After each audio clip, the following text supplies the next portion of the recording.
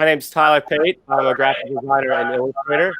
I have 5 years experience as an art director for a design agency background. I also freelance as a designer under Tyler Pate Design Co.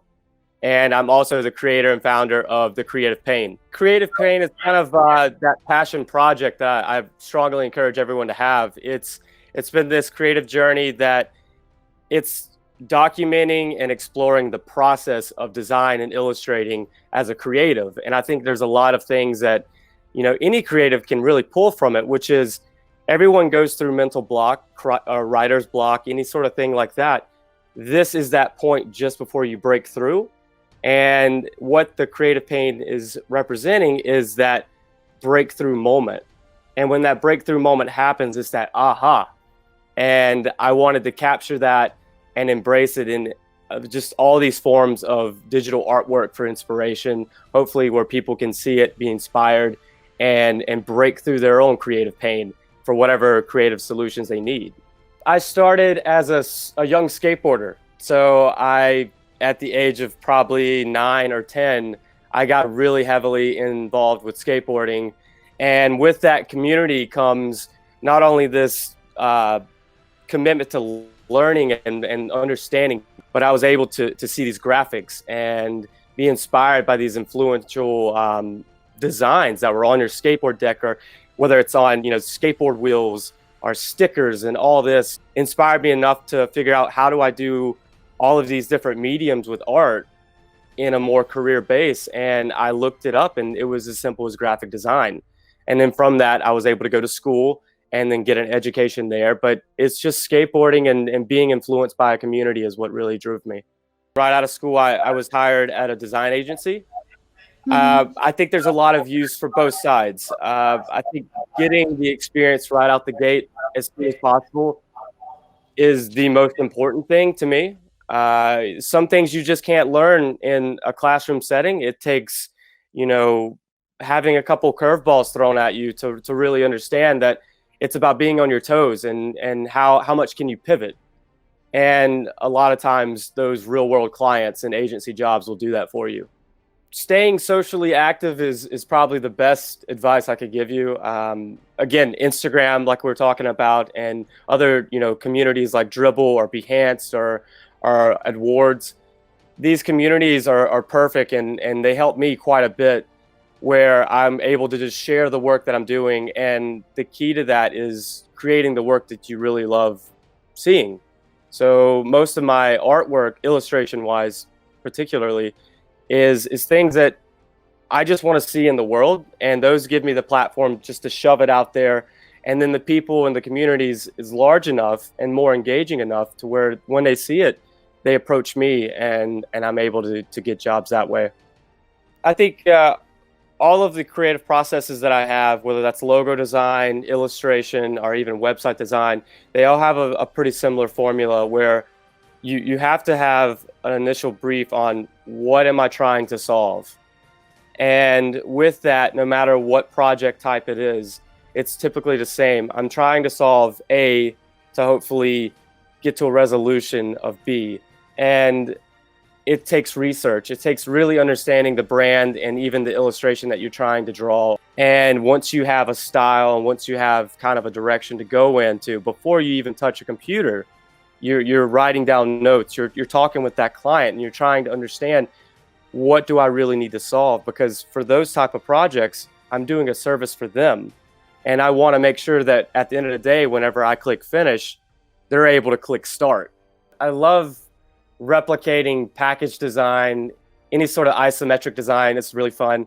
There's just something about those angles and perspective that's just really appealing to me, because typically those type of illustrations in the Creative Pain definitely fulfills that, is where I'm able to not only play with typography and kind of make this experimental hypothetical packaging. I'm able to make this label. I'm able to make, what colors should be in this, and overall pull in all of my design skills to make a final piece. I'm very much a checklist kind of person, and I have a list that's always running and growing as I'm working. So if I was ever to have my daydream, I'm probably thinking about those checklists to get to. But I eventually get to them. It just takes a couple days of planning, and eventually we can get to it. Stay creative and create as much work as you possibly can. Again, it's about the amount of hours you put into it, not just to say that you've been working on it for so long, but every hour that you put into it is another hour that you're better at what you're doing. And that's the biggest thing that I can say, because the thing that's most important is time.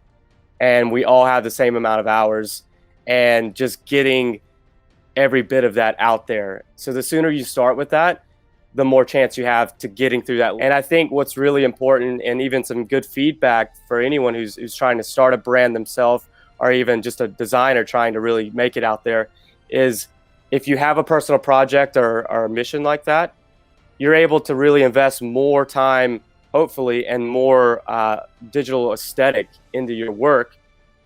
That's a portfolio piece. So all of the things that I've done for the Creative Paint is a portfolio piece. So I've had people come to me and say, I love the style that you did for this.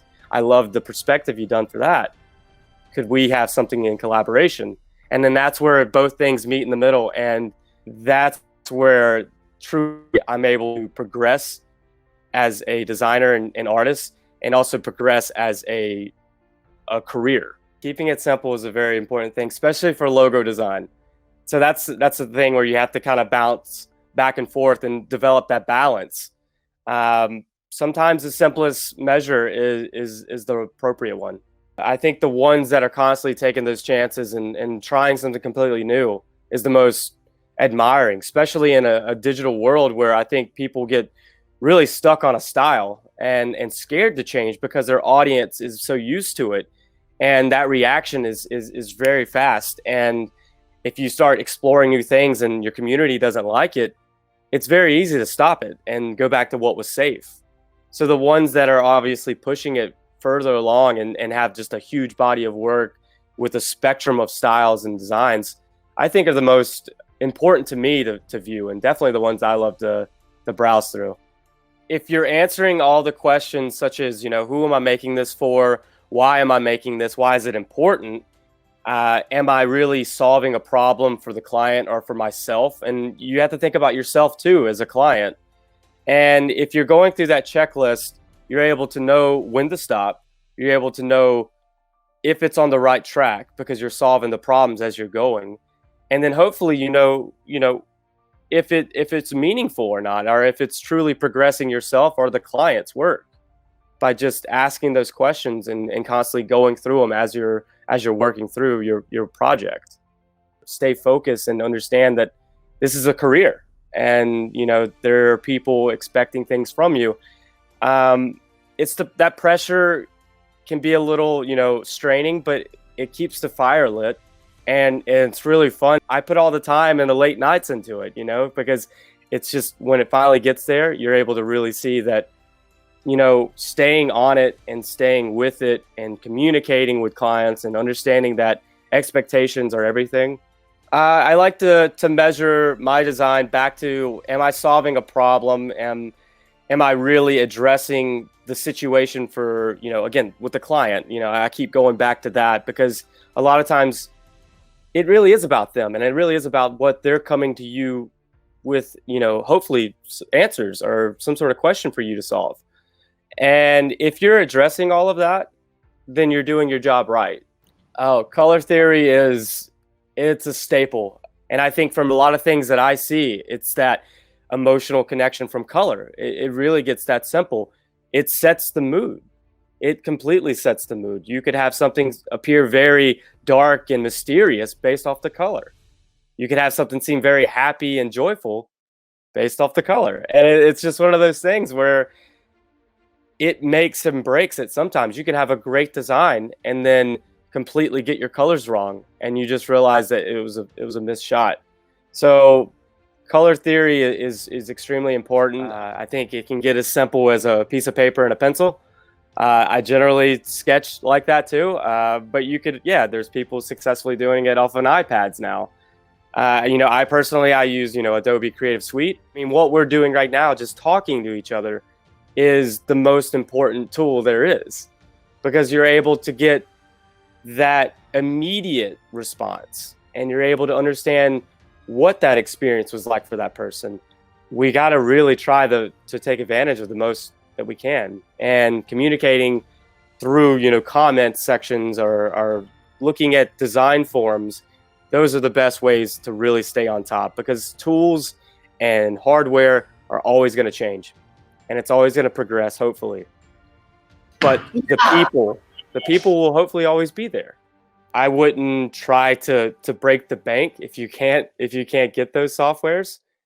I think there's a lot of ways around it. For instance, if you're a student, there's a lot of student discounts to get these products. And I think a lot of times with designers, it's that financial stature of, do I get this tool, or do I get the newest iPad, or, this laptop was so expensive. You start where you can. It gets back to the piece of paper and pencil. I sketch in a sketchbook, and I have to keep this, dialogue book everywhere I go. So the apps are great. I don't use Procreate or an iPad, but I use a Wacom and a laptop, and that does it for me every time. I'm constantly researching and seeing what other people are doing. And a lot of times I'm able to say, like, oh, I had this one idea, but I never thought about doing it in that style. That style would be perfect for it.